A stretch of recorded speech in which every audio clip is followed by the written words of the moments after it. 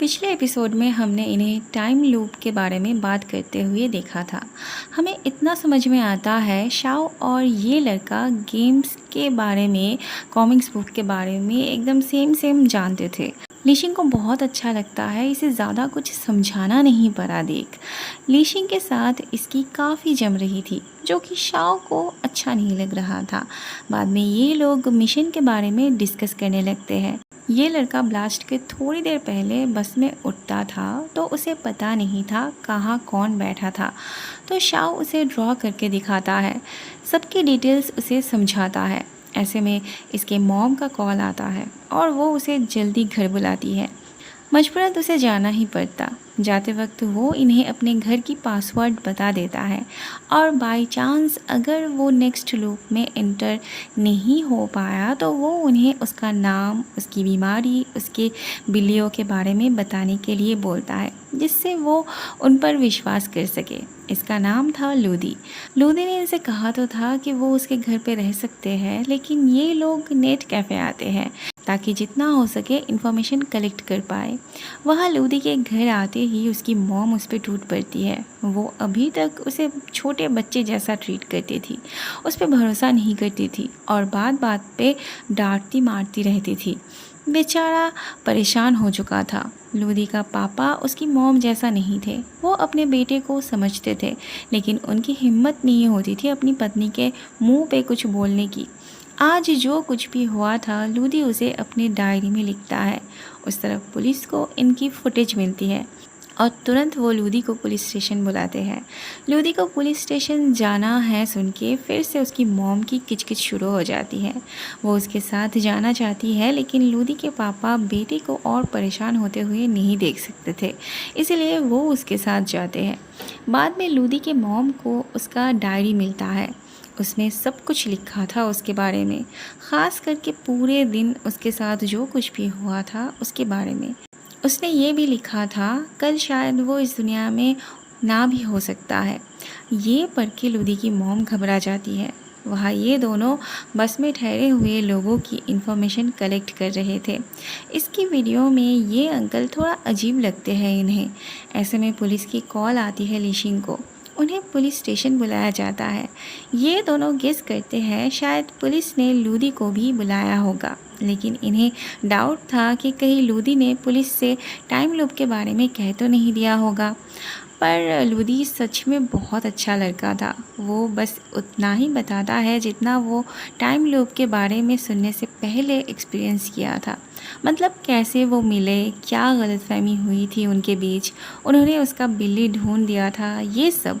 Police को ये सब इतना आसान नहीं लग रहा था। लूदी को छोड़ के वो लीशिंग और शाओ पे शक करते हैं, क्योंकि वो बस में पहले से थे और लूदी तो बस में उठा ही नहीं था।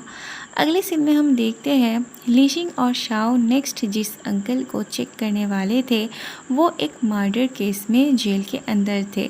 कुछ ही दिनों में वो रिहा होने वाले थे। उनकी पत्नी आई थी उनसे मिलने।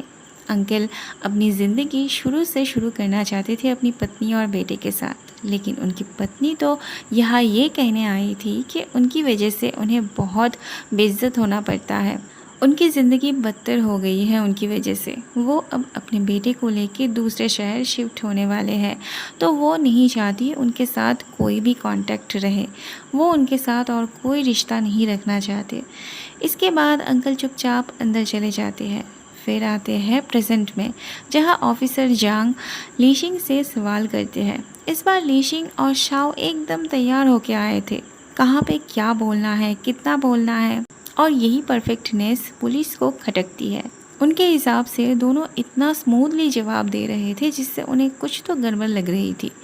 वहाँ बस के पैसेंजर्स के रिलेटिव्स को पूछताछ के लिए बुलाया गया था। अब क्योंकि उस अंकल की पत्नी और बेटे आए थे तो ऑफिसर जांग स्पेशली उनके बेटे से बात करना चाहते हैं। लीशिंग से पूछताछ हो गई थी तो उसे छोड़ दिया गया था।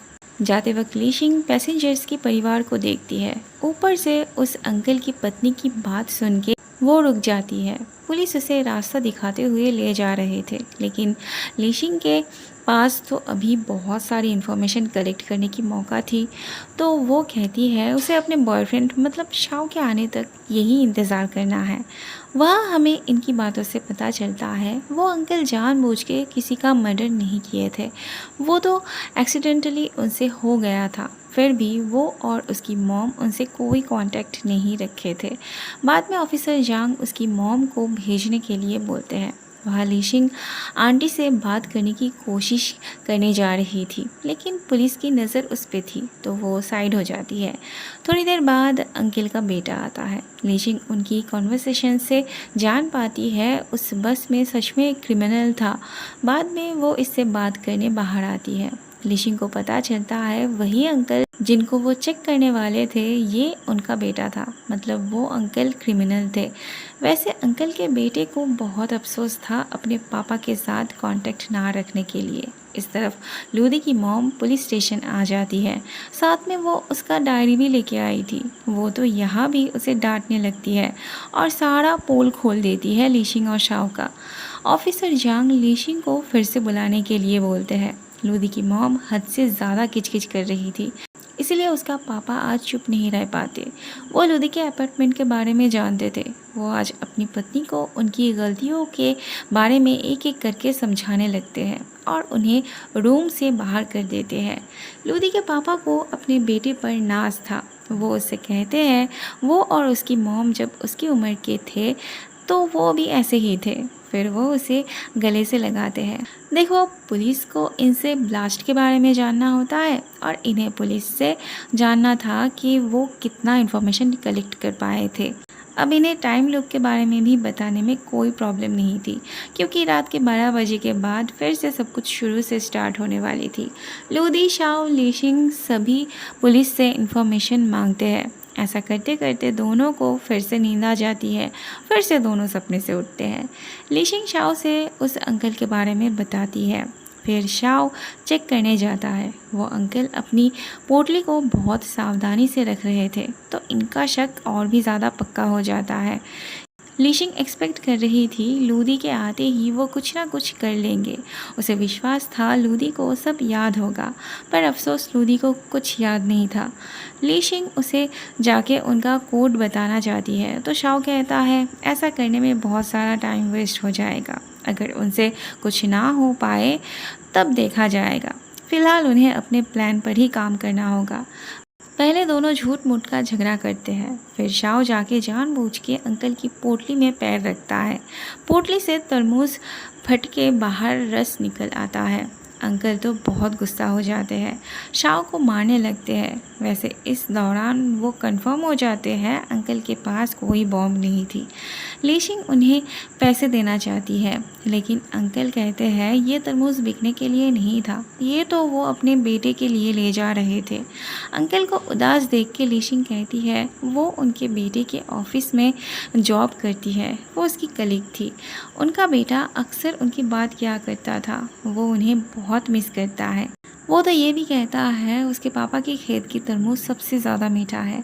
ये सुन के अंकल बहुत खुश हो जाते हैं। अब क्योंकि एक तरबूज फट चुकी थी तो वो बस में ठहरे सबको उनकी खेत की तरबूज खिलाते हैं। वक्त हो चुकी थी ब्लास्ट की, तो लीशिंग उनसे कहती है उनका बेटा उनसे बहुत प्यार करता है। उसे अपनी गलतियों का एहसास है जो इतने सालों तक वो उनसे कांटेक्ट नहीं रखा। बस इतने में ही ब्लास्ट हो जाती है। फिर से दोनों सपने से उठते हैं।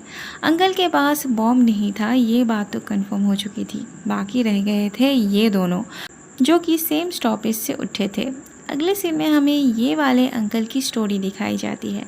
इस अंकल को भी बहुत ही हेल्पलेस दिखाई जाती है। उन्हें पैसों की ज़रूरत थी, लेकिन उनके पास कोई काम नहीं था। उनका एक दोस्त उन्हें डिलीवरी की जॉब की सलाह देते हैं। वो जहाँ रहते थे वहाँ से भी उन्हें चले जाने के लिए बोला जाता है। बेचारे अंकल अपना सामान पैक करने लगते हैं। अब आते हैं प्रेजेंट में। अंकल के पास सूटकेस थी, तो इन्हें लगता है कि चेक करना बहुत मुश्किल होगा, तो वो इस आंटी को पहले चेक करना चाहते हैं। इस बार लीशिंग जाती है। वो आंटी से कहती है उसे अचानक से पीरियड आ गया है, तो क्या उनके पास पैड होगी। उनके ना कहने पर भी लीशिंग ज़बरदस्ती उनके बैग में देखने जाती है और उसे बैग में प्रेशर कुकर दिखती है। क्यूरियस होके वो उनसे पूछती है प्रेशर कुकर में क्या था। आंटी कहती है मीट। लीशिंग को बहुत अजीब लगती है ये बात, लेकिन शाओ कहता है उसकी मॉम भी ऐसे प्रेशर कुकर में डाल के ले जाती है, बहुत ही नॉर्मल बात है ये। शाओ के कहने पे आंटी को शक के दायरे से बाहर रखा जाता है। तय होता है नेक्स्ट स्टॉपेज में वो दोनों मिलके अंकल का सूटकेस बाहर कर देंगे। ऐसे में वो अंकल ही अपना सूटकेस खोल के पैड निकालते हैं लीशिंग को देने के लिए, मतलब वो अंकल भी निर्दोष थे।